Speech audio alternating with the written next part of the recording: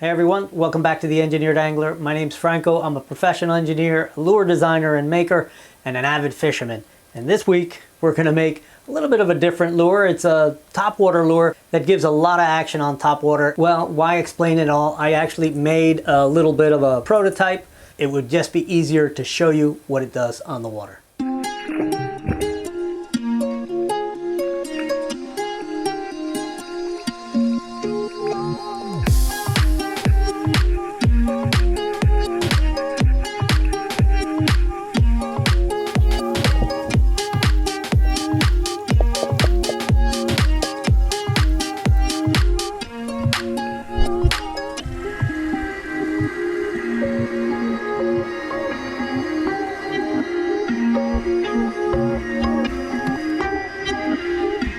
Well, the challenging part of making this lure really isn't like weight and balance or even the shape of the lure or anything.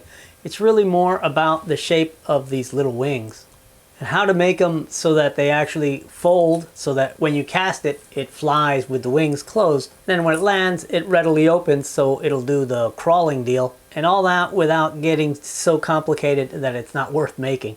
All right, so the idea behind those little crawling wings is that it'll grab the water, lower the body, and then let go, or be forced to let go and push it to the other side where the other side can grab and let go. And you get this sort of flopping, crawling action that makes a lot of noise and actually will attract a bite. If you were to make those wings just be sort of concave, let's say like that with a little hinge back here, you would likely get just pushing, maybe hopping. But what you need is a wing shape that, let's assume the body is right here, will want to grab close to the body into the water, and then as this wing goes down into the water, it wants to release. So the way to do that is to sort of parse out the areas of the wing above the center line and below the center line. Above the center line, it's kind of pushing down, and below the center line, it's wanted to dig into the water. So you make a lobe down here, and then you cross the center line up here, and you create a wingtip up here that is rolled over. Let me show you how that little prototype looks. So you can see the general shape that I drew, and then if you take a look at the way the wing actually rolls from being sort of a scoop here to wanting to push back up at the end. And though the scooping to get it underwater is bigger, the very tip has more leverage because it's farther away from the lure. So while I made these little wings out of plastic, you can make them out of metal, and typically you'll see them made out of metal. The only problem is I was having a hard time finding a thin enough piece of material that I could cut and shape easily, and not so thin that it would easily get bent out of shape just after a couple uses. If you're going to go with metal, let me show you how to do it. You can take a sheet of aluminum or light metal of any kind, put a kink in it, and then you'll basically produce the same sort of shape where below the center line you'll have that lobe, and above the center line you'll have the wingtip. And you can take a thin piece of aluminum and just sort of put it on a hard edge and give it a kink. It doesn't take much, and all you really need is an angle that is about 45 degrees off the plane. And I've gone ahead and drawn the shape in. It's a little bigger than you would probably want to use on any normal lure, but let me cut it out and show you how it'll look after it's cut out. And that really does the trick right there. If this was thicker aluminum, I could take a file to it and clean it up. It's a little bit of a complex shape, but it's not difficult to make. The next element, and I think just a little more tough to do, is to make a hinge. On my prototype, I made a very clunky sort of a hinge arrangement. It's simply a piece of dowel that I glued onto the body, and then I cut a slot, and then there's just a pin that holds the wing in place.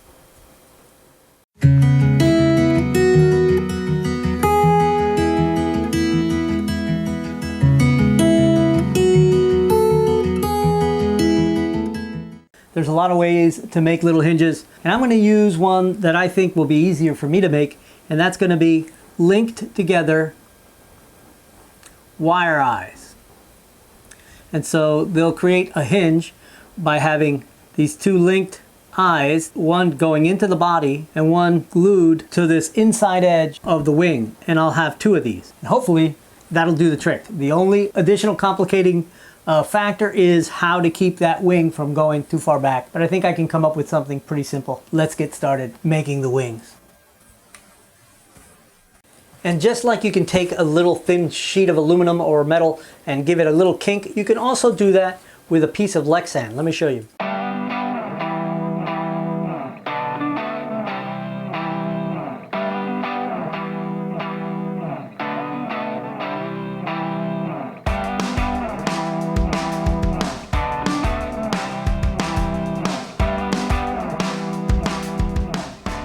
Since I don't really have the right kind of metal to make these wings out of, I'm going to go ahead and use clear plastic.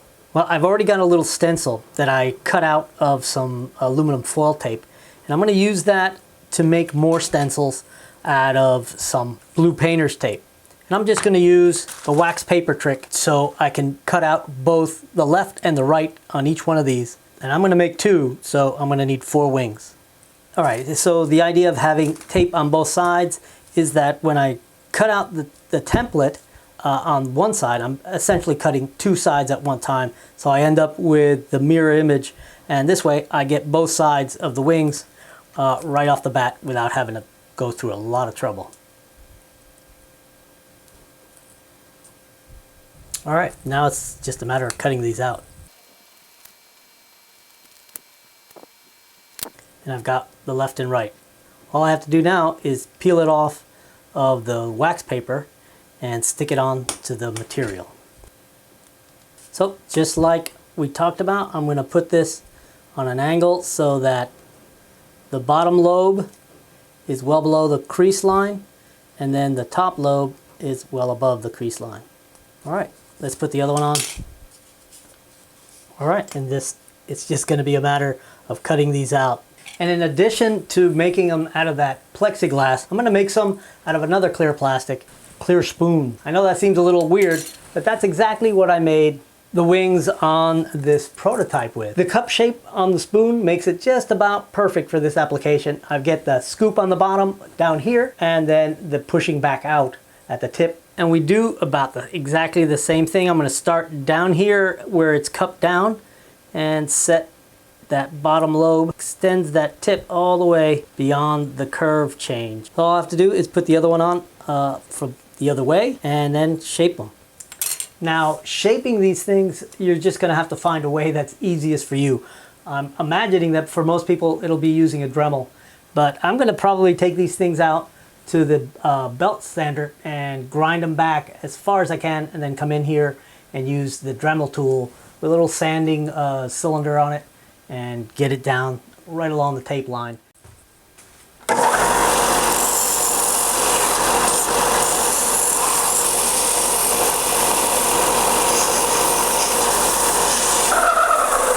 All right, that's probably about as much as I need to do with this thing. So I'll be taking this in and finish it off with the Dremel tool, and I'll also get the rest of the ones done out here.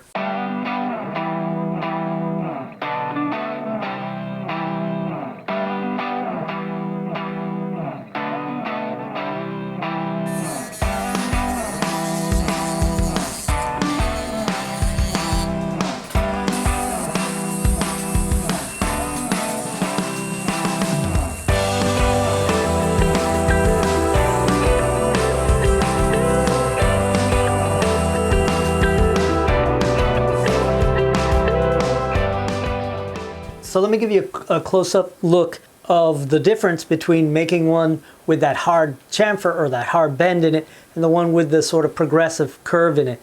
Here you should be able to see that this has that hard edge on it, and you can see that it has a hard bend. And this one has that nice shape from the spoon that's sort of a continuous curve. So I keep talking about the body of the lure, but right now I don't have any. I've got to make 2 more.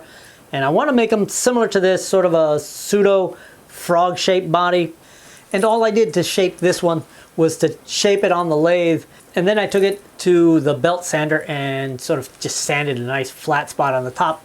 I think it made it look a little nicer and a little less sort of generic lure off the lathe.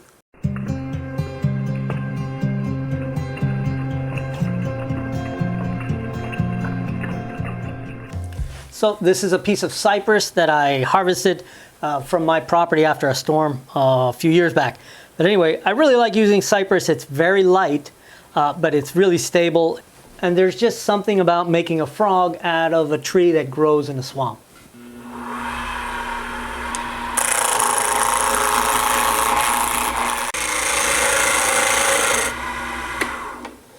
All right, I've got it rounded down almost completely. There's still a couple little flat spots on it, but I'm gonna go ahead and start making the actual cuts for the shape. I know how long I want the lure, so I'm gonna be eyeballing this shape all the way through.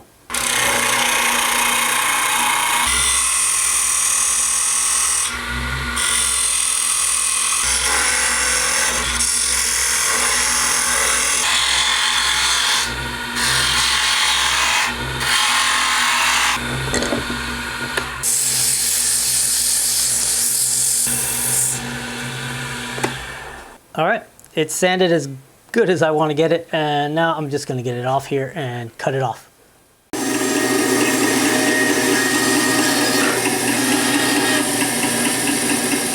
All right, now at the belt center, all I'm going to do is just pick a random spot to start making a flat spot.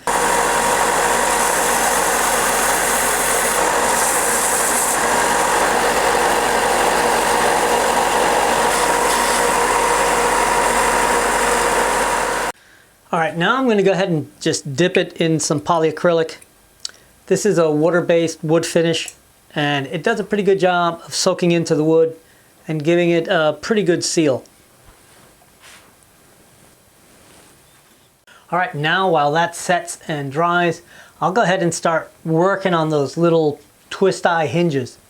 So folks often ask me why I don't use a drill to do this, and using a drill is a really good idea. It works really well if your wire is thick enough to go in the chuck of the drill and actually be held. But this stuff is way too thin.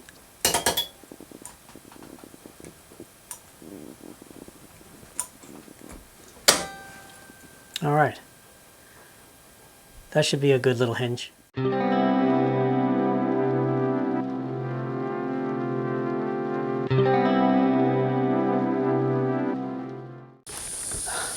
All right. New day, and a much sunnier day. All right, I had to give that first one another dip in the polyacrylic to get it a good seal, and also to seal the eye sockets I just drilled. So I'm going to take the opportunity to shape out another one while we wait for that one to set. And I've got to time my day pretty well because I've got about 2 acres to mow today.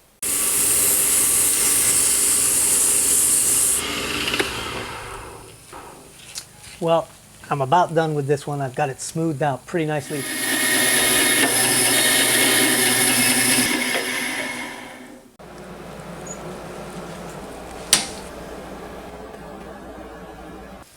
All right, so that's the last of the hinges. Hopefully these hinges are gonna work because honestly, this is a new design for me. I've never really used this kind of hinge on these kind of walker wings. We'll see.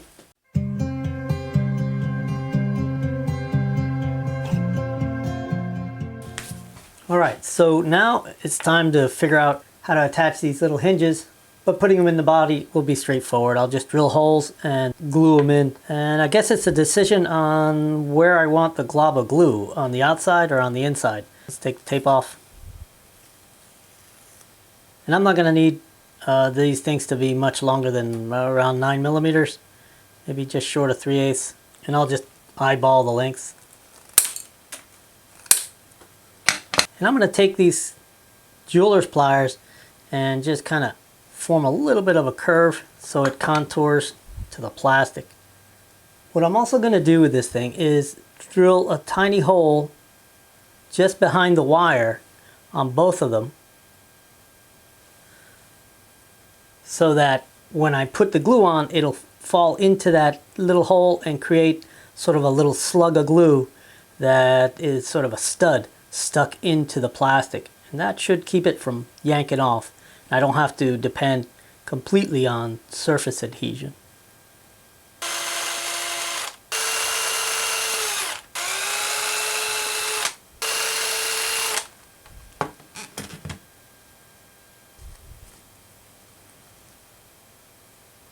I want to rough up the surface because I do want to get a little bit of adhesion on the surface here.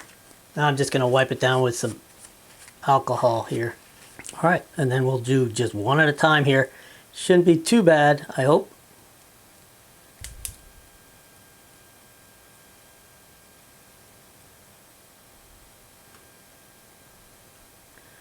All right, just 7 more to glue in.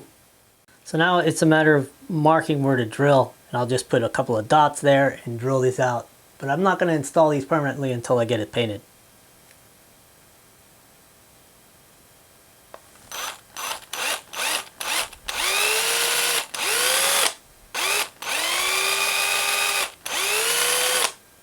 All right, so I would need something back here to keep it from going too far back.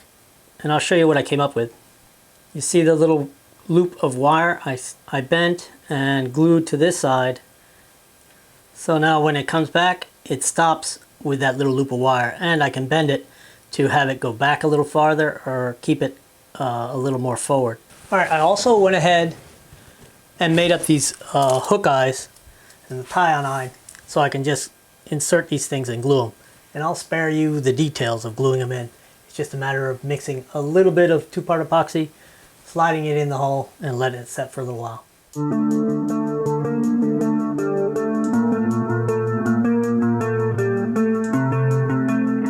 All right, I've got it set up on my little turner, and I want to put a really simple paint job on this. I just want to have it black on top and yellow on the bottom. So I'm going to start off with some opaque yellow and just coat the whole thing in opaque yellow.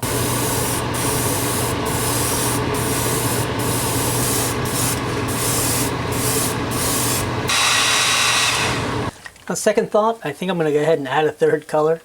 I have a hard time sticking to just 2 colors. And I'm going to use some moss green to sort of taper the darkness down to the yellow.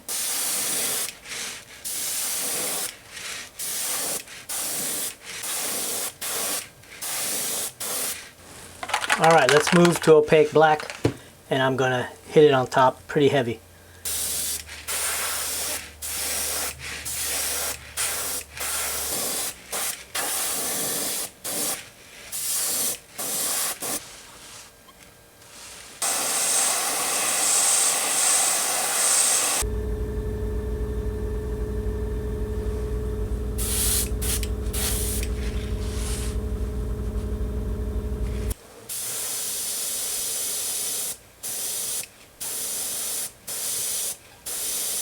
All right, I think I should stop before I turn it into a parrotfish.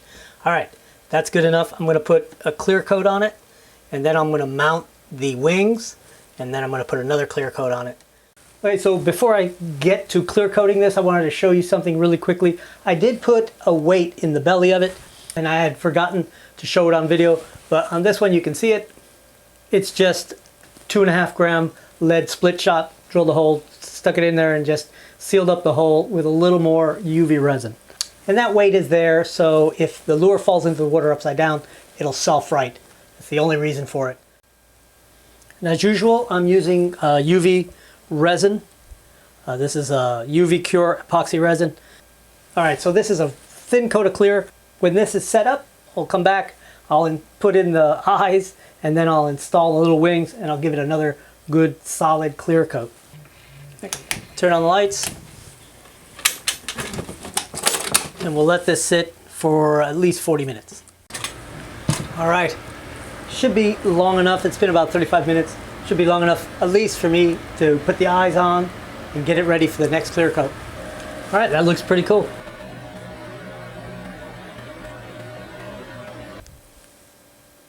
All right, the eyes look pretty cool. All right, it's time to give it the last clear coat.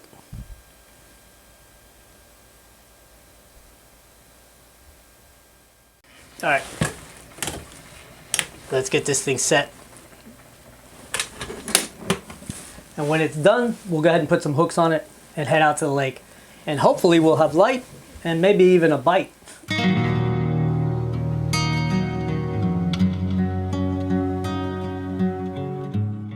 All right, well, the weather held just long enough for me to get a little bit of mowing in, and I got some really nice photographs of the lures in the sunshine. I even got some nice shots of it in the water doing the crawling thing. So as promised, I've got photographs of the larger one that I did and the paint job I did on that one. Stick around to the very end and you'll see all the video and a little slideshow of both lures. And before you go, don't forget to drop me a like and give me any comments or any suggestions you have on these lures and any experience you have fishing these things. And I'll see you guys on the next video.